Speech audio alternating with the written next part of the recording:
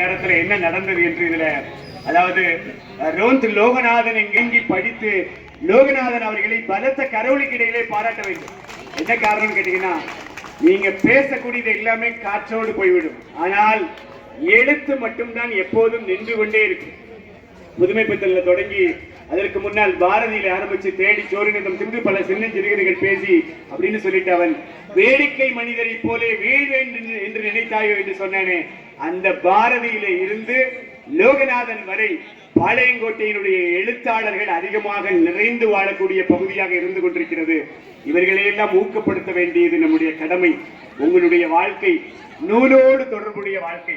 வீட்டிலும் அந்த இடத்துல நீங்க தறியில நூலை பயன்படுத்துறீங்க, இதோ இங்கும் நூலை நீங்கள் மேம்படுத்தி வெளியே கொண்டு வந்திருக்கின்றீர்கள். இவர்களுக்கெல்லாம் நம்முடைய வாழ்த்துக்களையும் பாராட்டுகளையும் சொல்லி, நல்லதோர் வீணை செய்து அதை நலங்கெட புழுதியில் எறிவதுண்டோ, சொல்லனே சிவசக்தி என்னை சுடர் மிகும் அறிவுடன் படைத்து விட்டாய், வல்லமை தாராயோ இந்த மாநிலம் பயனுற வாழ்வதற்கு என்கிற பாரதியினுடைய வரிகளை சொல்லி, இந்த நிகழ்வு 40 ஆண்டுகள் கடந்தல்ல 100 விழாவிலும் இதே மேடையிலே நடக்கும், அதிலும் நீங்க எல்லாரும் பங்கேற்க வேண்டும் என்று சொல்லி, நல்லாரை காண்பதும் நன்று, நலமிக்க நல்லார் சொல் கேட்பதும் நன்று, நல்லாரோடு இணங்கி இருப்பதும் நன்று. இந்த பகுதி நல்லார்கள் வாழக்கூடிய பகுதி, உழைப்பாளிகள் வாழக்கூடிய பகுதி.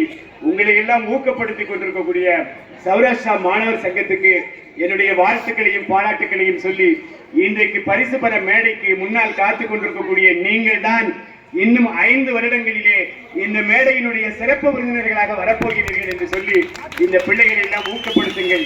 ஊக்குவிக்க ஆள் இருந்தால் ஊக்குவிப்பவனும் சேர்க்கு விற்பான் என்கிற வரியை சொல்லி நன்றி கூறி விடைபெறுகிறேன். வாழ்த்துக்கள். மிக சிறப்பான